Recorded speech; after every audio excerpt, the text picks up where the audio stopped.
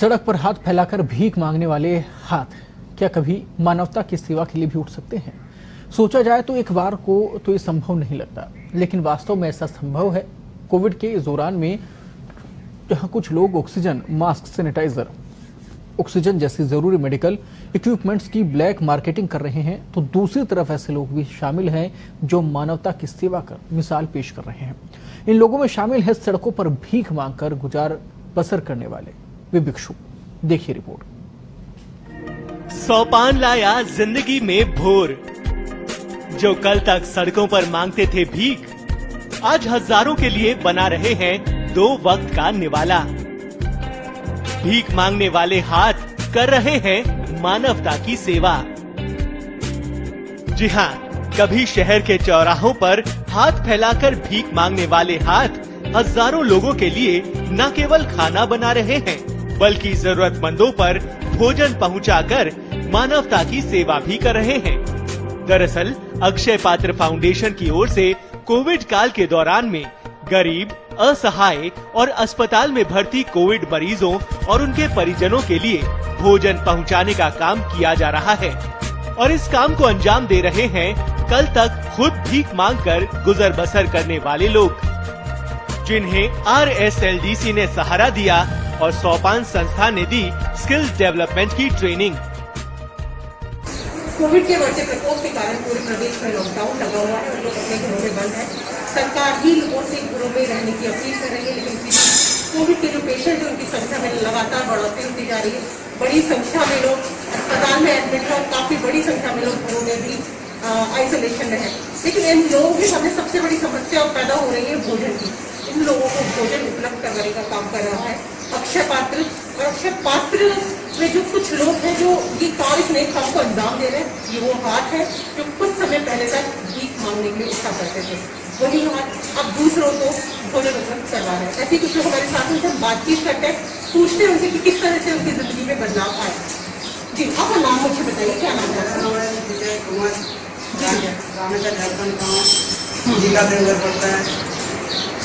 यहाँ आए थे काम करने के लिए, कोई काम होता था, कुछ भी नहीं होता था।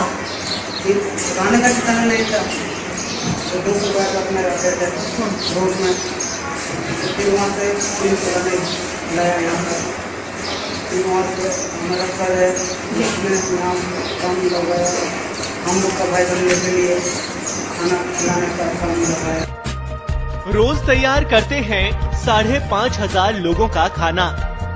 मुख्यमंत्री अशोक गहलोत की शहर को बेगर फ्री बनाने की योजना के तहत कौशल विकास एवं आजीविका विकास निगम यानी RSLDC ने जनवरी में भिक्षुक ओरिएंटेशन एंड रिहैबिलिटेशन कार्यक्रम यानी भोर की शुरुआत की थी और 40 भिक्षुओं को फुटपाथ से लाकर उन्हें स्किल डेवलपमेंट का प्रशिक्षण दिया था। ये प्रशिक्षण उन्हें सोपान संस्था ने दिलवाया था। इस दौरान उन्हें रहने और खाने के साथ साथ 225 रुपए प्रतिदिन स्टाइपेंड के तौर पर दिया गया और आज ये इस काबिल हो गए हैं कि जरूरतमंदों की मदद कर पा रहे हैं। भोर कार्यक्रम के ये लाभार्थी कभी लाइन में लगकर भोजन का इंतजार किया करते थे, लेकिन आज ये समाज के लिए कुछ करना चाहते हैं। लाभार्थी कहते हैं कि हमारे पास देने को कुछ भी नहीं है, लेकिन हम श्रमदान तो कर ही सकते हैं। आप किस तरह से क्या काम यहाँ पर कर रहे हैं? यहाँ देखा ना, पर बहुत बढ़िया लगा हमको। इनके ऑर्डर दिया तो खाना बनाने, सब्जी बनाना, और इधर सप्लाई में भी जाते थे, वहाँ भी सप्लाई भी किया हमने। हर जगह मतलब जाऊँगी कि अपने जॉब पे हॉस्पिटल में हर जगह खाना बनाता है। बहुत बढ़िया, हमने बहुत बढ़िया लगा। खाना बनाते हैं, दाल हो रहे, जो भी है सब्जी बनाना, खाना बना भी रहे, सप्लाई भी कर सकते हैं। अच्छा लग रहा है आपको? बहुत बढ़िया, हमको बहुत बढ़िया लगा। और आगे इस तरह से आपको काम मिलेगा तो बहुत बढ़िया हम कर सकते हैं। कैसे चल रहा है प्रोग्राम? 15-15 के बैच में ये लाभार्थी रोज अक्षय पात्र की रसोई में खाना बनाते हैं या स्टोर में रखाव करते हैं। उनकी अलग अलग टीमें बना दी जाती हैं। कोई आटा लगाता है, कोई रोटी बनाने की मशीन पर काम करता है और कोई रोटी पर घी लगाता है। एक टीम दाल बनाती है तो दूसरी टीम सब्जी। किचन का कोई काम ऐसा नहीं है जो भोर कार्यक्रम के लाभार्थी नहीं करते। इसके बाद बारी आती है इस पैक किए हुए सामान को अलग अलग सेंटर्स तक पहुंचाने की या फिर खाने का वितरण करने की। खाना इंदिरा रसोई के माध्यम से सभी जरूरतमंदों को दिया जा रहा है। यहाँ इन्हें कोई मानदेय नहीं दिया जाता, सभी अपनी इच्छा से ही काम कर रहे हैं। यहाँ पे हमारा जो गवर्नमेंट का प्रोजेक्ट है इंदिरा रसोई का, जो कि DSF टचिंग स्टोन फाउंडेशन के जरिए इंदिरा रसोई का कॉन्ट्रैक्ट है, उससे हम काम कर रहे हैं। और यहाँ पे डेली का 5 से 5.5 हज़ार लोगों का खाना बनता है, जो कि हम जो पर्टिकुलर अलग अलग जगह पे सेंटर्स बने हुए हैं वहाँ पे प्रोवाइड करवाते हैं। और यहाँ पे जो ये सुपन इंस्टीट्यूट की तरफ से जो भोर कार्यक्रम चलाया जा रहा है, उसके अंतर्गत 14 जने 15 जनों का बैच बना रखा है, क्योंकि 7 जनों के लिए हमने अलग से जो 7 जने पैकिंग करते हैं खाने की प्लेट्स वगैरह जो भी गवर्नमेंट में भेजी जाती है वो, और बाकी का यहाँ कुकिंग होती है तो उस कुकिंग में हाथ लगाते हैं, वो सब काम करते हैं। तो इस तरीके से यहाँ पे काम का हाँ, सुबह मॉर्निंग में एक बैच आता है 7 जनों का, फिर 9:30 बजे एक बैच आता है 7 जनों का। सेंटर मैनेजर भी है सुभाष जी, उनसे फिर हम बात करते हैं और उससे भी जानते हैं कि ये जो सोच पैदा की थी उन्होंने, किस तरह से शुरुआत हुई और किस तरह से वहाँ ट्रेनिंग वगैरह उन्होंने प्रोवाइड की। जी सुभाष जी, थोड़ा सा बताइए मुझे किस तरह से आप लोग काम करते हैं। जिसमें बहुत जो प्रोजेक्ट चल रहा है इसके अंतर्गत जो है हम 40 लोगों को लेकर के यहाँ पे इनको रहना खाना प्रोवाइड करवाया है। इसके साथ में और कैटरिंग ट्रेनिंग दी गई। उसके बाद में हमने विभिन्न रूप से इनको ट्रेन करने के लिए के साथ में बातचीत की और आज हम यहाँ किचन में ट्रेनिंग करवा रहे हैं, कोई अच्छे से सीख पा लें। लॉकडाउन के बाद भी दिया जाएगा रोजगार।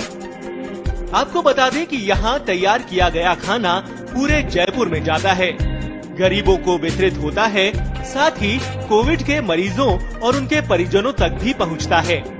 सोपान के डायरेक्टर जितेंद्र प्रताप कहते हैं कि शुरू के 1-2 दिन काम समझना पड़ा, लेकिन अब ये खुद ही सब कुछ संभाल रहे हैं। हमारा प्रयास रहेगा कि लॉकडाउन के बाद भी इन्हें रोजगार मिल सके। टीवी के लिए राखी हजेला की रिपोर्ट। कमिश्नर नरेंद्र दायमा जी के सहयोग से यहाँ पर ये 40 लोगों को लाया गया। RSNDC का सहयोग मिला और तब से लेकर अभी तक पिछले 3-3.5 महीनों के अंदर इनमें इतना बदलाव आया है कि अभी सेवा भाव भी में लग गया है और अब ये लोग जो है अपना योगदान देना चाहते हैं, श्रमदान देना चाहते हैं। और इसीलिए अभी कोरोना महामारी के अंदर इन्होंने अक्षय पात्र के साथ में काम करना इसको कोशिश किया और उन्होंने कहा कि हम लोग कुछ सेवा देना चाहते हैं। तो हमने देखा कि ये थे वे लोग जिनके हाथ में भीख मांगने की इच्छा करते थे, लेकिन आज वही हाथ मानवता की सेवा कर रहे हैं और इस काम को अंजाम दिया है RSNDC और उसके साथ ही संस्था सोपान ने, सोपान संस्था ने इन लोगों को ट्रेनिंग दिलवाई और आज इस काबिल बनाया है। और उम्मीद की जा रही थी लॉकडाउन समाप्त होने के बाद भी इन सभी को आत्मनिर्भर बनाया जाएगा, कहीं ना कहीं लोगों को दिलवाया जाएगा। पत्रिका टीवी के लिए। तो चलिए फिलहाल रुकेंगे एक छोटी सी ब्रेक के लिए।